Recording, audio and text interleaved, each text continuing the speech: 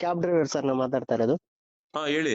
ಹಾ ಸರ್, ಇದು ಹೊಸದಾಗಿ GPS ಪ್ಯಾನಿಕ್ ಬಟನ್ ಎಲ್ಲಿ ಹಾಕ್ಸ್ಬೇಕು ಸರ್? ಅದು ನನಗೆ ಗೊತ್ತಿಲ್ಲ ಸರ್, ಅದಕ್ಕೆ ಕೇಳ್ತಿದ್ದೆ. ಸರ್ ನೀವು ಈ ನಮ್ ಫೇಸ್ಬುಕ್ ಗಳು ಇರ್ತವೆ, ಹಾ ಸರ್. ನಮ್ದು ಫೇಸ್ಬುಕ್ ವೈಯಕ್ತಿಕ, ಅಲ್ಲ, ಒಂದ್ ನಿಮಿಷ ಇರಿ, ಫೇಸ್ಬುಕ್ ಅಲ್ಲೇ ನೋಡಿದೆ. ಹಾ ಸರ್. ವೈಯಕ್ತಿಕ ಫೇಸ್ಬುಕ್ ಅಕೌಂಟ್ ಇರುತ್ತೆ, ಹಾ ಸರ್. ಸಂಘಟನೆ ಪೇಜ್ ಇರ್ತವೆ, ಹಾ ಸರ್. ಯೂಟ್ಯೂಬ್ ಇರ್ತವೆ. ಹಾ ಸರ್. ಸರ್ಚ್ ಮಾಡ್ಬಿಟ್ರೆ ನಿಮ್ಗೆ ಅಲ್ಲಿ ಎಲ್ಲಾ ತರ ಬರೀ GPS ಪ್ಯಾನಿಕ್ ಬಟನ್ ಅಂತ ಅಲ್ಲ, ಹಾ ಸರ್. ಯೂಟ್ಯೂಬ್ ಅಲ್ಲಂತೂ ಸಿಕ್ಕಾಪಟ್ಟೆ ಆಡಿಯೋ ಕ್ಲಿಪ್ಗಳು ಹಾಕಿರ್ತೀವಿ. ಹಾ. ಯಾಕೆ ಅಂದ್ರೆ ಇವುಗಳ ತಿಳ್ಕೊಳ್ಳಿ ಅಂತ. ಹೌದು ಸರ್. ಇವಾಗ ನೀವ್ ಹೇಳ್ತಾ ಇದೀರಾ ಫೇಸ್ಬುಕ್ ಎಲ್ಲ ನೋಡ್ದೆ ಅಂತ. ನೋಡ್ದೆ, ಅದು ಸರ್ ನೋಡ್ದೆ. ಅಲ್ವಾ? ಆದ್ರೆ ಈಗ ಇಲ್ಲಿ ನಾನು ಹೇಳಕ್ ಫುಲ್ ಕೇಳಿಸ್ಕೊಳ್ಳಿ, ಆಮೇಲೆ ನಿಮ್ ನಾನು ಖಂಡಿತ ಕೇಳ್ತೀನಿ. ಸರಿ ಸರ್, ಹೇಳಿ ಸರ್. ಹಂಗೆ ನನ್ನಾಗೇನೆ ತುಂಬಾ ಜನ ಸಂಘಟನೆ ಮಾಡಿರೋರು ಇರ್ತಾರೆ, ಹಾ ಸರ್. ಅಂತವ್ರದೆಲ್ಲ ನೋಡ್ಬೇಕು ನೀವು. ನೋಡಿ, ಹೌದು. ನೀವು ಯಾವ್ದಾದ್ರು ಒಂದ್ ಸಂಘಟನೆಗಳಲ್ಲಿ ಸೇರ್ಕೋಬೇಕು. ಹೌದಾ? ಸೇರ್ಕೊಂಡಾಗ ಏನಾಗ್ತದೆ, ನಿಮ್ಮನ್ನ ಅವರು ಗ್ರೂಪ್ ಗಳಲ್ಲಿ ಆಡ್ ಮಾಡಿರ್ತಾರೆ. ಹಾ ಸರ್. ನಿಮ್ಗೆ ಏನೇ ಡೌಟ್ ಇದ್ರೂನು ಹಿಂಗ್ ಫೋನ್ ಮಾಡೋ ನೆಸೆಸಿಟಿನೇ ಇರಲ್ಲ. ಆ ಗ್ರೂಪ್ ಅಲ್ಲಿ ಹೋಗಿ ನನಗೆ ಇಂಥದೊಂದು ಕ್ಲಾರಿಟಿ ಬೇಕು ಅಂದ್ರೆ ಒಬ್ರಲ್ಲ ಒಬ್ರು ಕೊಡ್ತಾರೆ. ಯಾರು ಹೌದಾ ಸರ್? ಕೊಟ್ಟಿಲ್ಲ ಅಂದ್ರೆ ನಾವೇನಾದ್ರೂ ಆನ್ಲೈನ್ ಅಲ್ಲಿ ಇದ್ದಾಗ ಅದನ್ನ ನೋಡಿ ಕ್ಲಾರಿಟಿ ಕೊಡುವಂತ ಕೆಲಸ ಮಾಡ್ತೀವಿ. ಹೌದಾ ಸರ್? ನಿಮ್ ಸುಮ್ನೆ ಗ್ರೂಪ್ಗೆ. ಹೇಳ್ತೀನಿ ಕೇಳ್ರಿ ಫುಲ್ಲು.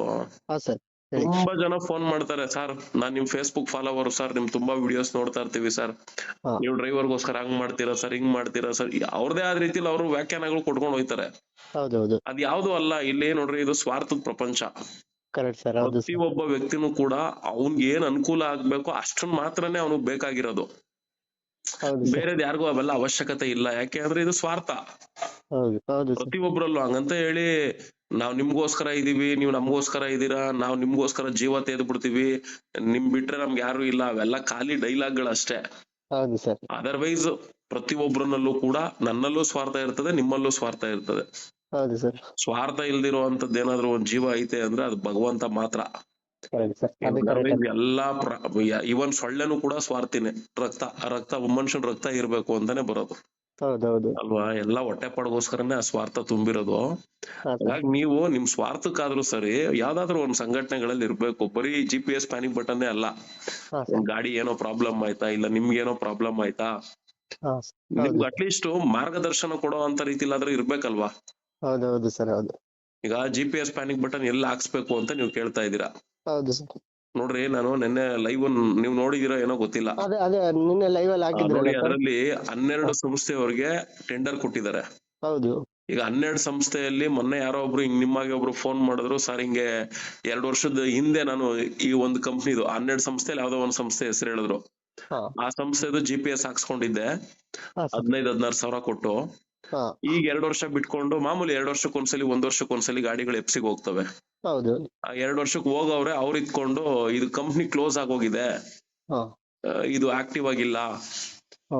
ಟೆಂಡರ್ ಕೊಟ್ಟಿರೋ 12 ಕಂಪ್ನಿಯಲ್ಲೇ ಆಕ್ಟಿವ್ ಆಗಿಲ್ಲ ಅಂದ್ರೆ ಈಗ ಇನ್ನೊಂದ್ ಕಂಪ್ನಿದ್ ಹಾಕಿಸ್ಕೊಬೇಕು ನೀವು, ಇದಕ್ಕೆ ಏನ್ ಅಮೌಂಟ್ ಆಗುತ್ತೋ ಅದನ್ನ ಕಟ್ಟಿ ಅಂತ ಹೇಳ್ತಾ ಇದಾರೆ. ಓ. ಈಗ ಸಮಸ್ಯೆ ಬ್ರದರ್, ಅಲ್ವಾ ಸರ್? ಇವಾಗ ನಾನ್ ಹೇಳೋದೇನ್ ಗೊತ್ತಾ ಬ್ರದರ್, ಈಗ GPS ಪ್ಯಾನಿಕ್ ಬಟನ್ದು ಹೈಕೋರ್ಟೇ ಹೇಳ್ಬಿಟ್ಟಿದೆ. ಹೌದು ಸರ್. ನೀವು ಕಮರ್ಷಿಯಲ್ ಪರ್ಪಸ್ ವೆಹಿಕಲ್ ಗಳು ಯಾವ ಇದಾವೆ ಅದು ಆದೇಶದಲ್ಲೇ ಕೊಟ್ಟಿದೆ, ಇಂತ ವೆಹಿಕಲ್ ಗಳಿಗೆ ಇಷ್ಟು ಪ್ಯಾನಿಕ್ ಬಟನ್, ಇಷ್ಟು GPS ತಗೊಳ್ಬೇಕು, ನೀವು ಹಾಕ್ಬೇಕು ಅಂತ. ಹೌದೌದು. ಅದಕ್ಕೆ ರೇಟು ಕೂಡ ಫಿಕ್ಸ್ ಮಾಡ್ಕೊಟ್ಬಿಟ್ಟಿದೆ. ಹೌದು ಸರ್. ಆಯ್ತು, ನೀವು ಅಳವಡಿಸೋರಿದ್ದೀರಾ, ತಗೊಳ್ಳಿ, ಒಂದ್ 500 ರೂಪಾಯಿ ತಗೊಳ್ಳಿ, ಹಾ. ಇಲ್ಲ ಬ್ಯಾಡ್ವಾ ಒಂದ್ 1000 ರೂಪಾಯಿನ ತಗೊಳ್ರಯ್ಯ. ಹಾ. ಆದ್ರೆ ಒಬ್ಬ 11,000 ಕೊಟ್ಟಿರ್ತಾನಂತೆ, ಅದೇ 1 ವರ್ಷದ ಗಾಡಿ 15,000 ಕೊಟ್ಟಿರ್ತಾನೆ. 2 ವರ್ಷಕ್ಕೆ ಹೋಗೋ ಗಾಡಿ FC ಇನ್ಶೂರೆನ್ಸ್ ಕೊಟ್ಟಿರೋನು ಒಬ್ಬ 15,000 ಕೊಟ್ಟಿದ್ರೆ ಇನ್ನೊಬ್ಬ 20,000 ಕೊಟ್ಟಿರ್ತಾನೆ.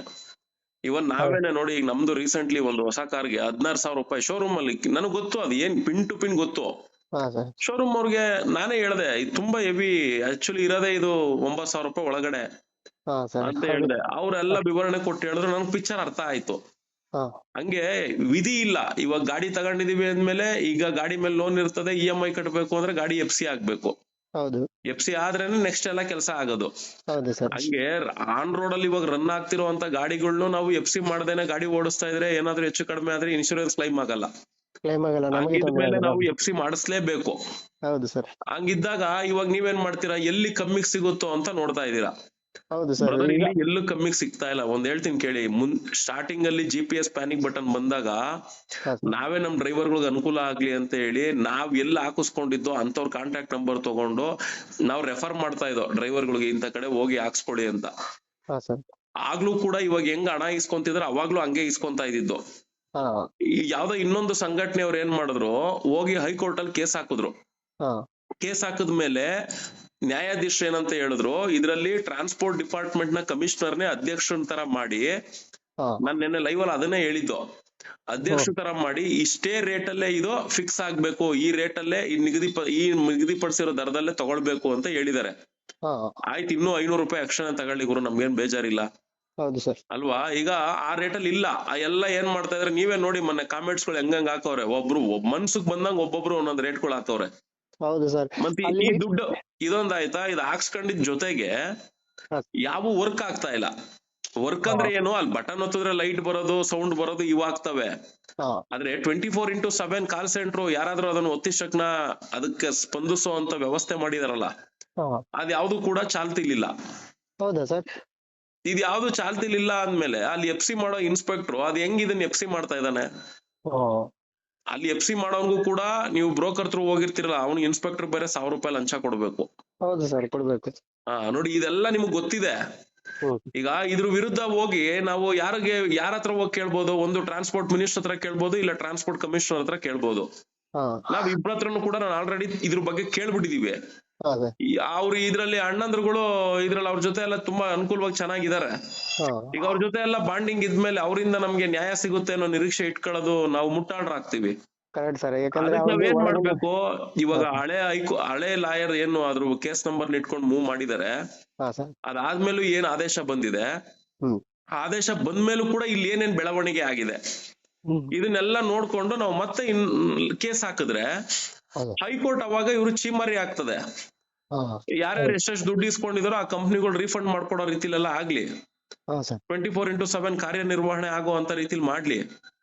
ಈ ಕೆಲಸ ಆಗ್ಬೇಕು ಅನ್ನೋ ಉದ್ದೇಶಕ್ಕೆನೆ ಡ್ರೈವರ್ಸ್ ಗಳು ಬರ್ರಯ್ಯ ಅಂತ ಹೇಳಿ ಕರಿತಿದೀವಿ. ಆದ್ರೆ ನಮ್ ಡ್ರೈವರ್ಸ್ ಗಳು ಮನಸ್ಥಿತಿ ಹೆಂಗಿದೆ ಗೊತ್ತಾ, ಈಗ ನಿಮ್ಮಂಗ್ ಫೋನ್ ಮಾಡ್ತಾರೆ, ಸರ್ GPS ಪ್ಯಾನಿಕ್ ಬಟನ್ ನಾವ್ ಇನ್ನೂ ಹಾಕ್ಸಿಲ್ಲ, ಸೋಮು ಸರ್ ಎಲ್ಲ ಹಾಕ್ಸ್ಬೇಕು ಹೇಳಿ ಅಂತಾರೆ. ನಾನ್ ಯಾರ್ದು ಅಂತ ನಂಬರ್ ಕೊಡ್ಲಿ. ಈಗ ಮುಂಚೆ ನಮಗ್ ಗೊತ್ತಿತ್ತು ಈ ರೇಟು ಅಂತ ಹೇಳಿ, ಇವಾಗ ಹೈಕೋರ್ಟ್ ಇದೇ ರೇಟ್ ಅಲ್ಲೇ ಹಾಕ್ಬೇಕು ಅಂತ ಹೇಳಿದ್ಮೇಲೆ ಅದಕ್ಕಿಂತ ಜಾಸ್ತಿ ಹೊರಗಡೆ ಆಗ್ತವ್ರು ಎಲ್ಲಾ ಕಡೆ, ನಾನ್ ಹೆಂಗ್ ರೆಫರ್ ಮಾಡ್ಲಿ ಇಲ್ಲೋಗ್ ಹಾಕ್ಸ್ಕೊಳಯ್ಯ ಅಂತ. ಅವಾಗ ಏನಂತಾರೆ, ಸೋಮು ಸರ್ ನೀವ್ ಹೇಳಿದಿಕ್ಕೆ ಅಲ್ವಾ ನಾವ್ ಹಾಕ್ಸ್ಕೊಂಡಿದ್ದು ಅಂತಾರೆ. ಅವ್ನು ಈಸ್ಕೊಳ್ಳೋನು ಅವನು, ನಾವೇನ್ ಮಾಡಕ್ ಆಗ್ತದೆ, ಹಿಂಗ್ ಕೇಳಿದ್ರಲ್ಲ ಅಂತ ಹೇಳ್ಬೋದು. ಅದೇ ಕರೆಕ್ಟ್ ಸರ್, ನೀವು ನಿಮ್ ಹೇಳೋ ಕರ್ತವ್ಯ ಹೇಳ್ತೀರಾ, ಅಲ್ಲಿ ಹೋದ್ಮೇಲೆ ಅವರು ಜಾಸ್ತಿ ಅಮೌಂಟ್ ಇಸ್ಕೊಂಡ್ರೆ ಅದಕ್ಕೆ ನಾನು ಯಾರಿಗೂನು ಇಂತ ಕಡೆ ಸಿಗ್ತಾ ಇದೆ ಅಂತ ನಾನು ಹೇಳಕ್ ಹೋಗಲ್ಲ. ಯಾರ್ಯಾರಿಗೆ ಎಲ್ಲೆಲ್ಲಿ ತೋರಿಸ್ತು ಅಲ್ಲಿ ಹೋಗಿ ಇಸ್ಕೊಳ್ಳಿ. ಯಾಕೆ ಅಂದ್ರೆ ಇದ್ರಲ್ಲಿ ಇನ್ನೊಂದ್ ಯಾವ್ದೋ ಸಂಘಟನೆಯವರು ಕೂಡ GPS ನ ಮುಂದೆ ನಿಂತ್ಕೊಂಡು ಹಾಕಿಸ್ತವ್ರೆ, ಅದ್ರಲ್ಲಿ ಎಷ್ಟೆಷ್ಟು ತಗೊಂತವ್ರೆ ಏನ್ ಕತೆ ಎಲ್ಲ ನನಗೆ ಗೊತ್ತಿದೆ. ಈಗ ನಾನು ಅದನ್ನ ಬೆರಳು ಮಾಡಿ ತೋರಿಸ್ದೆ ಅಂದ್ರೆ, ಅವ್ರ ಕಂಡ್ರೆ ಅವ್ನಿಗೆ ಆಗಲ್ವೇನೋ, ಹೊಟ್ಟೆ ಊರಿ ಕಾಲ್ ಎಳಿತವ್ನೆ ಅಂತಾರೆ. ಅಯ್ಯೋ ಏನ ಸರ್, ಅದು ಅವ್ರ ಸಾವಿರ ಅನ್ಲಿ, ನನ್ ಬೇರೆ ಅನ್ನೋರ್ ಬಗ್ಗೆ ಎಲ್ಲ ನನ್ ತಲೆ ಕೆಡ್ಸ್ಕೊಳಲ್ಲ ಬ್ರದರ್. ಯಾಕೆಂದ್ರೆ ನನ್ ಸ್ವಭಾವ ನಾನೊಂಥರ ಭೀಮ ಇದ್ದಂಗೆ, ನಾನಾಯ್ತು ನನ್ ಗದೆ ಆಯ್ತು ಅನ್ನೋ ತರ ಅಷ್ಟೇ. ನನ್ಗ್ ಬೇರೆಯವ್ರ ಸರ್ಟಿಫಿಕೇಟ್ ಎಲ್ಲ ತಗೊಂಡ್ ನಾನೇನು ಇಲ್ಲೇನು ಪದ್ಮವಿಭೂಷಣ ಪ್ರಶಸ್ತಿ ತಗೊಳ್ಳೋ ಅಂತದ್ದೇನ್ ನನಗೆ ದರ್ದಿಲ್ಲ. ಹಂಗಾಗಿ ನಾವು ನೀನ್ ಸರಿ ಇಲ್ವಾ ಅಂದ್ರೆ ಹೌದಪ್ಪ ನಾನ್ ಸರಿ ಇಲ್ಲ ಅನ್ಕೊಂಡ್ ನಂಪಾಡ್ ನಾವ್ ಇದ್ಬಿಟ್ಟಿದೀವಿ. ಅದಕ್ಕೆ ಈಗ ಹೈಕೋರ್ಟ್ ಹೋಗ್ಬೇಕು, ಬರ್ರಯ್ಯ ಅಂದ್ರೆ ಯಾರು ಬರಕ್ ರೆಡಿ ಇರಲ್ಲ. ಇವರೆಲ್ಲ ಏನು ಅಂದ್ರೆ ಸುಮ್ನೆ ಫೋನ್ ಮಾಡೋದು, ಸರ್ ಅಲ್ಲಿ ಕೇಳಿದ್ಕ ಅಷ್ಟೇ ಹೇಳಿದ್ರು, ಸರ್ ಇಲ್ಲಿ ಕೇಳಿದ್ಕ ಇಷ್ಟೇ ಹೇಳಿದ್ರು, ಸರ್ ಇದು ವರ್ಕ್ ಆಗ್ತಾ ಇಲ್ಲ, ಅಲ್ಲಿ ಎಫ್ಸಿಗೆ ಹೋದ್ರೆ ರಿನ್ಯೂವಲ್ಗೆ 5,000 ಕೇಳ್ತಾರೆ, ಬರೀ ಕತೆಗಳು ಹೇಳ್ತಾರೆ. ಹೌದ್ರಯ್ಯ ಈ ತರ ಸಮಸ್ಯೆ ಎಲ್ಲ ಇದೆ, ನಮ್ಗೆಲ್ಲ ಗೊತ್ತಿದೆ, ಬನ್ರಯ್ಯ ಕೈ ಜೋಡ್ಸೋಣ ಅಂದ್ರೆ ಒಬ್ರು ತುಟುಕ್ ಪಿಟುಕ್ ಅನ್ನಲ್ಲ. ಇಂಥವ್ರನ್ನ ಕಟ್ಕೊಂಡ್ ನಾವ್ ಏನ್ ಮಾಡ್ಬೋದು ಬ್ರದರ್? ಬರೀ ಇದು ಒಂದೇ ವಿಚಾರ ಅಲ್ಲ, ನಾನ್ ಇವಾಗಿಂದಲ್ಲ, ನಾನು 2016ರಿಂದನೂ ನೋಡ್ಕೊಂಡ್ ಬಂದ್ಬಿಟ್ಟಿದೀವಿ. ಇಲ್ಲಿ ವ್ಯಾಲೆಂಟ್ರಿ ಆಗಿ ನಾವು ಸಂಘಟನೆಯಿಂದ ಅದು ನಮ್ ಸದಸ್ಯರುಗಳನ್ನೆಲ್ಲ ಸೇರ್ಸಿ ನಿಂತ್ಕೊಂಡ್ರೆ ಮಾತ್ರ ಅದೊಂದು ಹೋರಾಟ ಅಂತ ಆಗೋದು.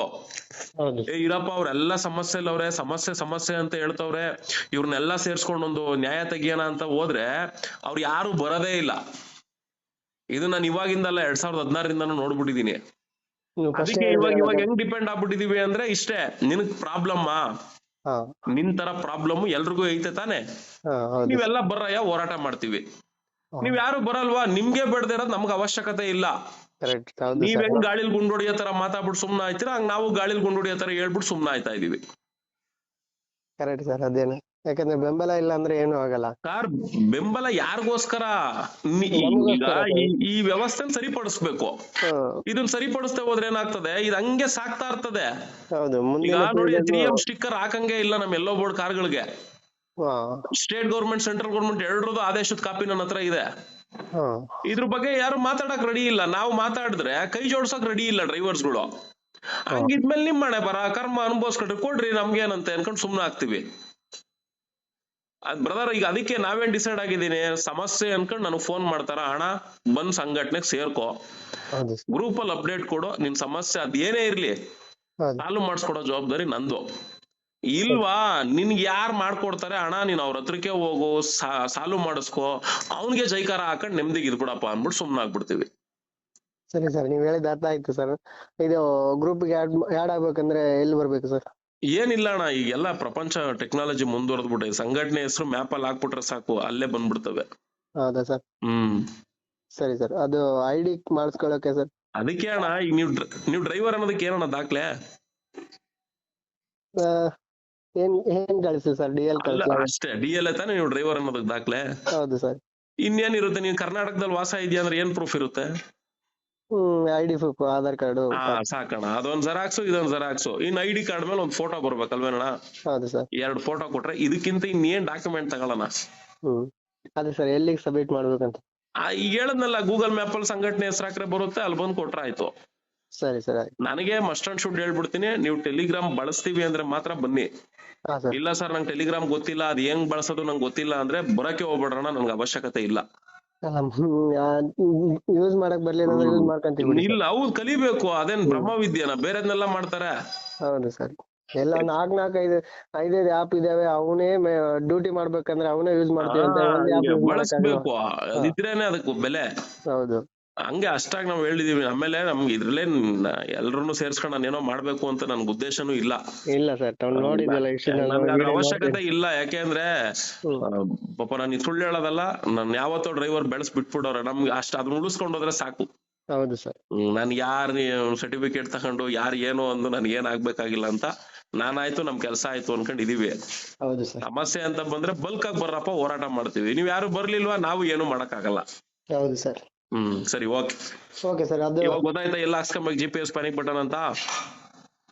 ಅದು ಎಲ್ಲಿ ಹಾಕ್ಸ್ಬೇಕಂತ ಗೊತ್ತಾಗ್ತಿಲ್ಲ ಸರ್, ಯಾಕಂದ್ರೆ ಶೋರೂಮಿಗೆ ಹೋದ್ರೆ 16,000 ಹೇಳ್ತಾರೆ, RTO ಆಫೀಸ್, ಯಲಹಂಕ RTO ಆಫೀಸಿಗೆ ಹೋದ್ರೆ 14,000 ಹೇಳ್ತಾರೆ. ಅದು ಯಾವ ಕಡೆ ಹಾಕ್ಸ್ಬೇಕು, ಯಾರು ಇದೇ ನೀವು ಮಾಡ್ತಾರ ತಪ್ಪು. ಈಗ ಎಲ್ಲಿ ಹಾಕ್ಸ್ಕೊಬೇಕು ಅನ್ನೋ ಜಾಗ ನಿಮಗ್ ಸಿಕ್ಕೈತೆ,